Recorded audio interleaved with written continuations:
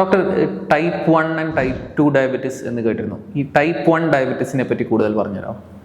Type 1 ഡയബറ്റീസിലും type 2 ഡയബറ്റീസിലും ബ്ലഡിലെ sugar കൂടുകയാണ് സംഭവിക്കുന്നത്. പക്ഷേ സത്യം പറഞ്ഞാൽ ഇത് രണ്ട് ഡിഫറെൻ്റ് അസുഖങ്ങളാണ്.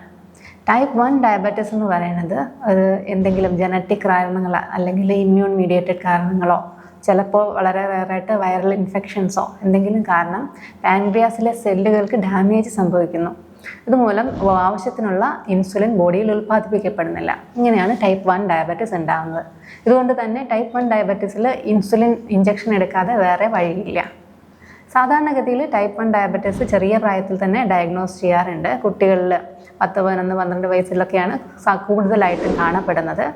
ആ പ്രായത്തിൽ ഭയങ്കരമായിട്ടുള്ള വിശപ്പ്, പക്ഷേ എന്നാൽ വെയിറ്റ് കുറഞ്ഞു പോകുന്നു, ഭയങ്കരമായിട്ടുള്ള ക്ഷീണം, ഇങ്ങനെ സിംറ്റംസ് ആയിട്ട് വരാം. അതിനേക്കാൾ കൂടുതലായിട്ട് ഡയബറ്റിക് കീറ്റോഅസിഡോസിസ് ഇതൊരു എമർജൻസിയാണ്. ശ്വാസം മുട്ടൽ, ഛർദിൽ, ഭയങ്കരമായിട്ടുള്ള ക്ഷീണം, തലകറക്കം, ഇങ്ങനെ ഒരുപാട് ഷുഗർ കൂടുന്ന കാരണം ഡയബറ്റിക് കീറ്റോഅസിഡോസിസ് എന്നുള്ള സിറ്റുവേഷനായിട്ട് മെഡിക്കൽ എമർജൻസി ആയിട്ടും പ്രസൻറ്റ് ചെയ്യാറുണ്ട്. പക്ഷേ ഈ ടൈപ്പ് 1 ഡയബറ്റീസ് എന്ന് പറയുന്നത് വളരെ റെയറാണ്. ശരിക്കും പറഞ്ഞാൽ ഒരു 10 or 20 per 1 lakh പോപ്പുലേഷനൊക്കെയാണ് ഇതിൻ്റെ പ്രിവലൻസ് ലോകത്തിലാകമാനം കാണപ്പെടുന്നത്.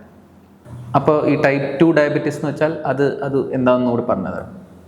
ടൈപ്പ് 2 ഡയബറ്റീസ് ആണ് നമ്മുടെ നാട്ടിൽ ഏറ്റവും കൂടുതലായിട്ട് കണ്ടുവരുന്ന ഡയബറ്റീസ്. മിക്കവാറും എല്ലാവർക്കും ഉണ്ടാകുന്ന ഡയബറ്റീസ് അത് തന്നെയാണ്. സാധാരണഗതിയിൽ അഡൾട്ട്സിലാണ് കണ്ടുവരുന്നത്. ഇതിലെന്താ സംഭവിക്കണമെന്ന് വെച്ച് കഴിഞ്ഞാൽ ഇൻസുലിൻ നമ്മളുടെ പാൻക്രിയാസ് ആവശ്യത്തിന് ഉണ്ടാക്കുന്നുണ്ട്. പക്ഷേ പല കാരണങ്ങൾ കാരണം ഈ ഇൻസുലിനോട് നമ്മളുടെ ശരീരം വേണ്ട രീതിയിൽ പ്രതികരിക്കണില്ല. ഈ ഇൻസുലിൻ റെസിസ്റ്റൻസ് പലപ്പോഴും ആൾക്കാരുടെ ജീവിതശൈലിയുടെയും കുറച്ച് ജനറ്റിക് കമ്പോണൻറ്റും ഉണ്ടാവും. അതുപോലെ തന്നെ വിസ്റൽ അഡിപ്പോസിറ്റി, അങ്ങനെ പല കാരണങ്ങളുണ്ടാവാം.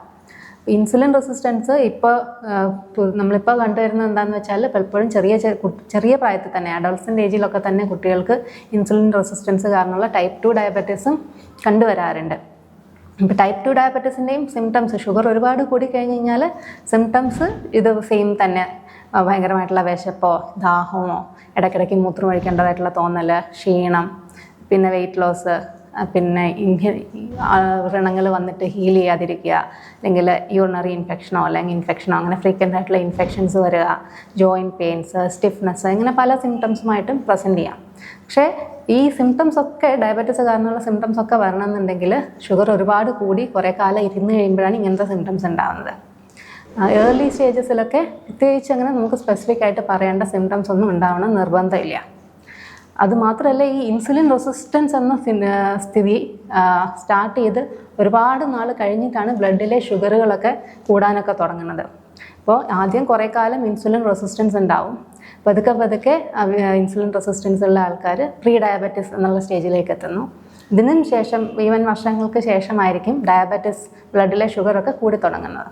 ഇൻസുലിൻ റെസിസ്റ്റൻസ് ഉള്ള സ്റ്റേജിൽ തന്നെ അക്കാന്തോസിസ് നൈഗ്രിക്കൻസ്, അതായത് കഴുത്തിന് ചുറ്റുമുള്ള കറുപ്പ് അല്ലെങ്കിൽ കഷത്തിലോ ഒക്കെയുള്ള ഒരു കറുത്ത ഒരു വെൽവെറ്റി അപ്പിയറൻസിനാണ് അക്കാന്തോസിസ് നൈഗ്രിക്കൻസ്, അതുണ്ടാവാം.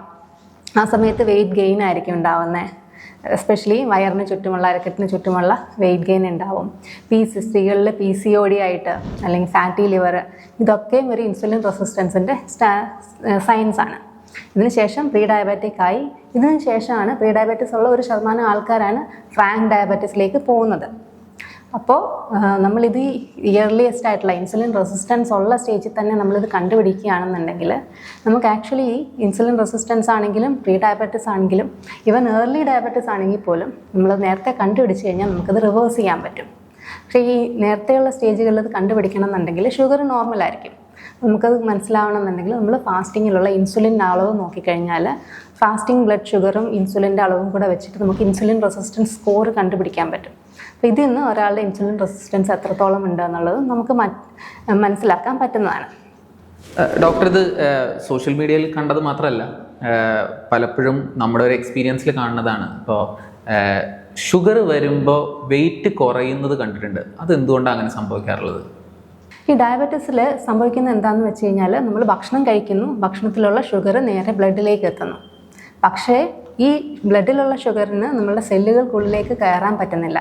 സെല്ലുകൾക്കുള്ളിലേക്ക് കയറണമെന്നുണ്ടെങ്കിൽ ഇൻസുലിൻ കൃത്യമായിട്ട് വർക്ക് ചെയ്യണം. ടൈപ്പ് 1 ഡയബറ്റീസിലാണെങ്കിൽ ഇൻസുലിൻ ഉണ്ടാവില്ല ആവശ്യത്തിന്. ടൈപ്പ് 2 ഡയബറ്റീസിലാണെങ്കിൽ ഈ സെല്ലുകൾ ഇൻസുലിനോട് റെസ്പോണ്ട് ചെയ്യുന്നില്ല. ഇൻസുലിൻ റെസിസ്റ്റൻസ് എന്ന് പറഞ്ഞ ഫിനോമിനൻ ഉണ്ട്. അപ്പോൾ ഇത് കാരണം സെല്ലുകൾ എന്താ ചെയ്യുന്നത്, സെല്ലുകൾക്ക് ആവശ്യമുള്ള എനർജി കിട്ടണില്ല.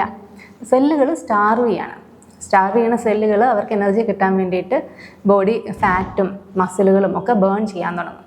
ഇങ്ങനെയാണ് ടൈപ്പ് 1 ഡയബറ്റീസിലെ ആൾക്കാർക്ക്, ടൈപ്പ് 1 ടൈപ്പ് 2 ഡയബറ്റീസ് ഉള്ള ആൾക്കാർക്ക് വെയിറ്റ് ലോസ് ഉണ്ടാകുന്നത്. പക്ഷെ നമുക്ക് മനസ്സിലാക്കേണ്ടത് എന്താണെന്ന് വെച്ച് കഴിഞ്ഞാൽ ഈ വെയിറ്റ് ലോസ് അങ്ങനെ ഏർലി ഡയബറ്റീസിലൊന്നും ഉണ്ടാകുന്ന ഒരു സിംറ്റം അല്ല. അൺകൺട്രോൾഡ് ആയിട്ട് ഷുഗർ നിൽക്കുന്ന സമയത്ത് മാത്രമേ വെയിറ്റ് ലോസ്, അതുപോലെയുള്ള ഫ്രീക്വൻറ്റ് യൂറിനേഷൻ, ഭയങ്കര ദാഹം, വിശപ്പ്, ഇങ്ങനെയുള്ള ഇതൊക്കെ ഭയങ്കരമായിട്ട് ഷുഗർ കൂടി നിൽക്കുന്ന സമയത്തുള്ള സിംറ്റംസാണ്. അപ്പോൾ നിങ്ങൾ ഷുഗറുള്ള ഒരാളാണ്, പെട്ടെന്ന് വെയിറ്റ് കുറയാൻ തുടങ്ങിയെന്ന് വെച്ച് കഴിഞ്ഞാൽ അതൊരു നല്ല കാര്യമല്ല ഒരിക്കലും. ഷുഗർ ചെക്ക് ചെയ്ത് നോക്കുക, പലപ്പോഴും ഭയങ്കര കൂടുതലായിരിക്കും ഷുഗർ.